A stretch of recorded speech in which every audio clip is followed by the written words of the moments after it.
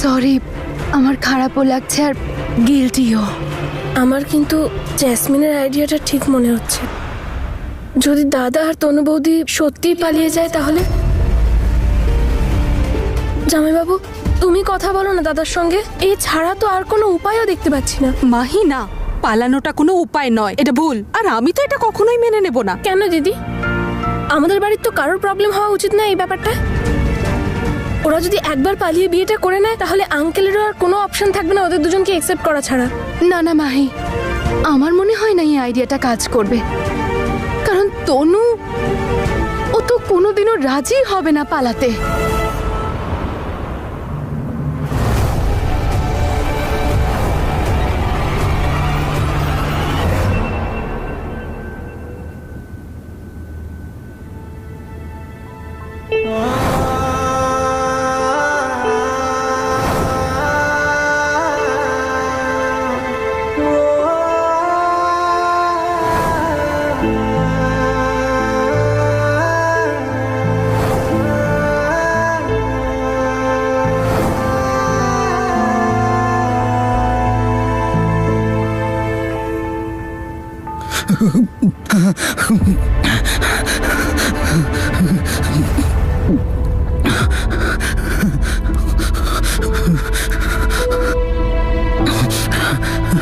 অমৃত, অমৃত, অমৃত,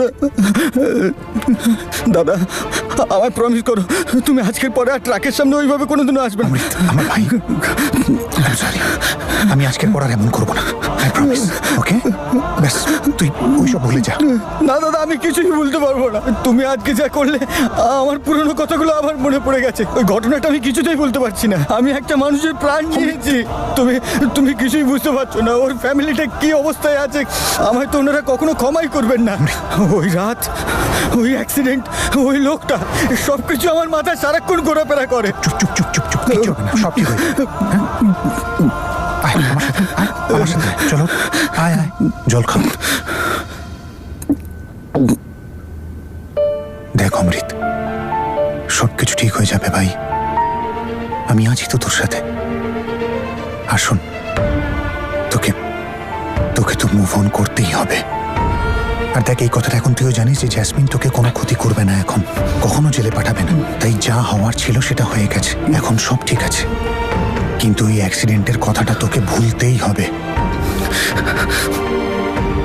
আমি জানি দাদা, জ্যাসমিন আর আমার কখনো কোনো ক্ষতি করবে না, কিন্তু কিন্তু ওই ঘটনাটা আমার মাথা থেকে কিছুতেই বেরোচ্ছে না। তুমি জানো দাদা, জানো, সবসময় আমার দম বন্ধ হয়ে আসে। আমি কিছু খেতে পারি না, ঘুমোতে পারি না। আমি না ঘুমলে এত ভয়ঙ্কর স্বপ্ন দেখি, তোমাকে কি করে বোঝাই। আমি জানি না আমি কখনো নর্মাল হতে পারবো কিনা। কেন হতে পারবি না? তোর কি মাথা ঠিক আছে? অমৃত যতটা মন থেকে জ্যাসমিনের খেয়াল রাখছে, হয়তো ও বদলে যাবে আর অমৃতকে ওর ভয় থেকে মুক্তি দিয়ে দেবে। অ্যাক্সিডেন্টের ভয়টা ওকে পেয়ে বসেছে। আমি যদি কিছু একটা করতে পারতাম। এবার আপনারা দেখবেন এমন খবর যেখানে মানুষের বিশ্বাস আবার অন্ধবিশ্বাসে পরিণত হয়েছে।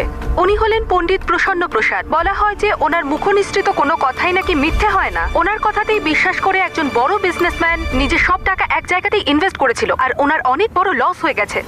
উনি এই লসটা মেনে নিতে না পেরে আত্মঘাতী হন। যদি কোনোভাবে এদের দুজনের বিয়ে হয়ও, তাহলে এদের দুজনের মধ্যে একজনের বা এদের কোনো প্রিয়জনের মৃত্যু নিশ্চিত।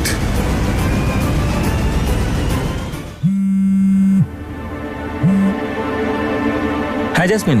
হ্যালো বুঝো, তাড়াতাড়ি নিউজ দেখো, তাড়াতাড়ি করো। এই পরিচিত জ্যোতিষীকে পুলিশ ইতিমধ্যে অ্যারেস্ট করেছেন। জানি না কত মানুষের সাথে উনি প্রাণ নিয়ে খেলা করেছেন। দেখেছো তুমি? তার মানে ওই লোকটা মিথ্যেবাদী ছিল। এরকম ফ্রডেরা না এরকম টুকটাক করে কাজ করে। তিনি লেগে গেলে ঠিক আছে, আর না হলে এরকম হাল হয়। তুমি জানো বুঝো, আমি ভীষণ খুশি। আজ আমার মন থেকে একটা বোঝা হালকা হয়ে গেল। এবার ফাইনালি তনু আর বীরের লাইফে আর কোনো সমস্যা হবে না, কোনো প্রবলেম নেই।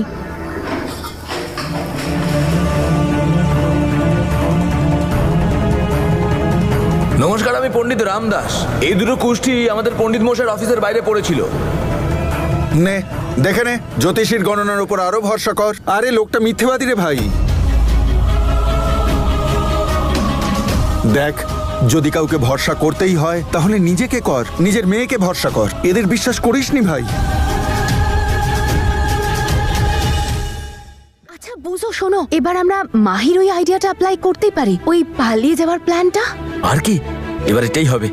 আমি না ওদের ভালোবাসা পাওয়ার জন্য সবকিছু করতে পারি। দারুণ কথা বলেছো, তোমার মতো বন্ধু পাওয়া উচিত। তুমি টেনশন করো না বুঝো, আমি শুধু প্রার্থনা করছি এখন তনু এই আইডিয়াটায় রাজি হয়ে যাক। আরে তনু বৌদিকে আমি রাজি করিয়ে নেবো, শুধু তুমি আমাকে এটা বলো যে তনু বৌদিকে পাবো কোথায় আমি, কারণ বাড়িতে তো আমি যেতে পারবো না। ও হ্যাঁ, তনু তো আজকে আমাকে গুরুদ্বারে আসার জন্য বলেছিল। আমরা 4টের মধ্যে গুরুদ্বারে পৌঁছে যাব। তুমি একটা কাজ করো, বীরকে নিয়ে ওখানেই চলে এসো, ওখানেই দেখা হবে। ডান।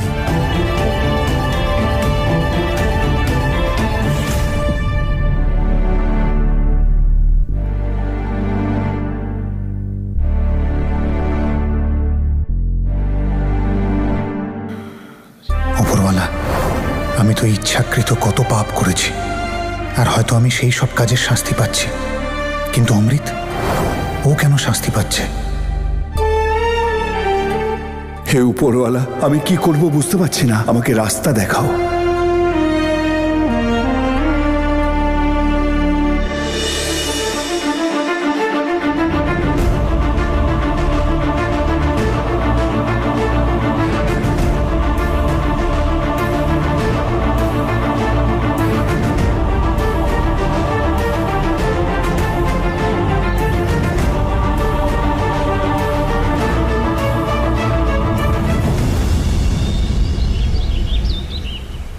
তনু বৌদি,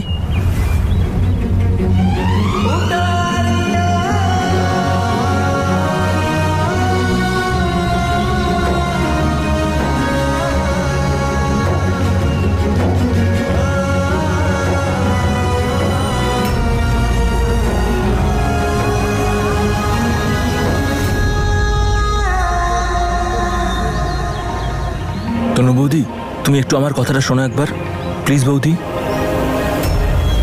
না না, এখানে না, এখানে মাথা গরম করো না, আমরা গুরুদ্বারায় আছি, শান্ত হও। শোন, আঙ্কেল কিন্তু তোকে ক্ষমা টমা কিছুই করবেন না। যদি উনি ক্ষমা করতে চাইতেন না তাহলে অনেক আগেই করে ফেলতেন। ক্ষমা শুধু করতে পারেন একজনই, উপরওয়ালা। ক্ষমা চাইতে হলে উপরওয়ালার কাছ থেকে ক্ষমা চা। ভয় পেলে উপরওয়ালাকে ভয় পা, যিনি তোকে তৈরি করেছে, ওকে তৈরি করেছে, আমাকে তৈরি করেছে, আঙ্কেলকে তৈরি করেছে। আঙ্কেল তো নিজেকে উপরওয়ালার থেকেও বেশি কিছু ভাবছেন, সেই জন্যই তো মনের মধ্যে এতটা ঘৃণা পুষে রেখেছেন। উপরওয়ালা তো আমাদের ভালোবাসার জন্য পাঠিয়েছেন, আর এখানে সবাই ঘৃণা করছে। তোরা দুজন যখন একে অপরকে এতটা ভালোবাসিস, তো এটা ভুল কিসের? আঙ্কেল মানুক আর নাই মানুক, আমার সম্পূর্ণ বিশ্বাস আছে উপরওয়ালা সব সময় চায় তোরা এক হয়ে যা। ফাইনালি জামাইবাবু আমার আইডিয়াটা বুঝতে পেরেছে। কিন্তু ও ওখানে কি করছে? এবার পরিস্থিতি না বিগড়ে যায়, আমি না ওকে গিয়ে আটকাই। না না না সিমরান দিদি, আমাদের কাছে এখন আর কোনো রাস্তা নেই, হয়তো বীরের জন্য এখন এটাই ঠিক হবে। আর এটার না শুধুমাত্র একটাই রাস্তা আছে, পালিয়ে যা তোরা দুজন।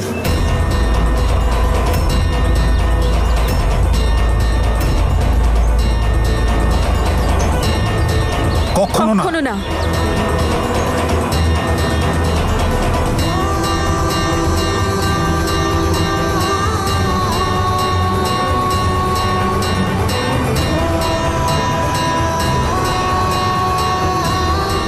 এই বুঝো, তোর মাথা ঠিক আছে? এইসব অ্যাডভাইস দিবি এখন তুই বন্ধু হয়ে? আরে ভাই, তোর জীবন নষ্ট হওয়ার থেকে না আমার মাথা নষ্ট হয়ে যাওয়া ভালো। নিজের মাথা খাটিয়েছিস তো তুই? হ্যাঁ, কি হলো বলো? হলো কিছু? হলো না তো? তোমরা দুজন শুধু আমার কথা শুনবে। আরে ভাই, অনেক হয়েছে নাটক ফাটক। আমি থাকতে তোমাদের বিয়ে কেউ আটকাতে পারবে না, আইনও নয়। একবার বিয়ে হয়ে গেলে তারপর ঠিক সবকিছু মানিয়ে নেওয়া যাবে। এটা অন্যায় বুঝো, আমি কখনো এটা করতে পারবো না। এটা করার থাকলে অনেক আগে করে ফেলতাম বুঝো।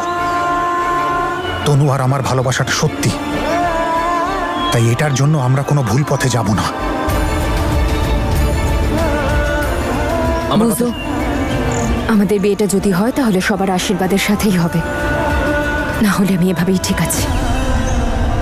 আমি কখনো এমন কোনো কাজ করব না যাতে আমার বাবা অসম্মানিত হয়। তনু ঠিক বলছে, আমি এমন কোনো কাজ করব না যাতে আঙ্কেলের মাথা হেঁট হয়ে যাক। আমি বাবাকে তো অনেক কষ্ট দিয়েছি, আমি ওনাকে আর কষ্ট দিতে পারবো না। বুঝো, আমি তনুকে ভালোবাসি, সত্যিকারের ভালোবাসি। তনু আমার হোক কি না হোক, আমি চিরজীবন ওকে ভালোবেসে যাব। হ্যাঁ, কিন্তু আমি অন্য কারুর হতে পারবো না। আমিও কোনোদিন আর কাউকে বিয়ে করতে পারবো না। কিন্তু আমার আর বীরের বিয়েটা যদি হয়, তাহলে বড়দের আশীর্বাদ, ওদের সম্মতি আর ওদের ভালোবাসার সাথেই হবে। আমার মা বাবা আমার কাছে উপরওয়ালার সমান। ওদের হ্যাঁতেই আমার হ্যাঁ, আর ওদের নাতে আমার না। আর আমার ভালোবাসা তো কমজোর নয় যে না বললে নষ্ট হয়ে যাবে। বীর আমার মনে বিরাজ করে। ও যদি আমার জীবনে নাও আসে, আমি একাই থাকবো। होगा कभी ऐसा क्या थी खबर, खुशियों को किसकी लगी है नजर। वारियां वारियां थी जाने वारियां, वारियां वारियां थी जाने वारियां, हारियां हारी मैं ते सब हारियां, टूटे हैं पंख रह गई उड़ारियां, टूटे हैं पंख रह गई उड़ारियां। তুমি দেখতে পেলে ওরা ছোট হয়েও কত বড় মনের পরিচয় দিল। তোমার খুশির জন্য, তোমার সম্মানের জন্য নিজেদের ভালোবাসা সব ত্যাগ করতে প্রস্তুত। আর তুমি তোমার জেদটুকু ছাড়তে পারছো না। ওই যে উপরওয়ালা আছেন, উনি তাদেরই পাশে থাকেন যারা ভালোবাসে, বিদ্বেষীদের পাশে না। দেখতে পেলে তো তুমি, সব কিছু করছেন উনি, আমি তুমি কেউ না। আর বাবা, তুমি এটা কি করছো? তুমি তো এখন সেটাই করছো তনুর সাথে, যেটা তুমি আমার সাথে করেছো। আচ্ছা, আমি মানছি যে আমি খারাপ ছিলাম, স্বার্থপর ছিলাম, কিন্তু তনু, ও কি ভুল করেছে বাবা? বাবা, যে মেয়েটা তোমাকে এতটুকু কষ্ট পেতে দিতে চায় না, তুমি সেই মেয়েটাকে কষ্ট দিয়ে দিয়ে শেষ করে দিচ্ছ। সারা জীবন ওকে একা বেঁচে থাকার অভিশাপ দিচ্ছ। কারণ এই কথাটা তুমি খুব ভালো করে জানো বাবা, যে তনু বীর ছাড়া আর কাউকে বিয়ে করবে না।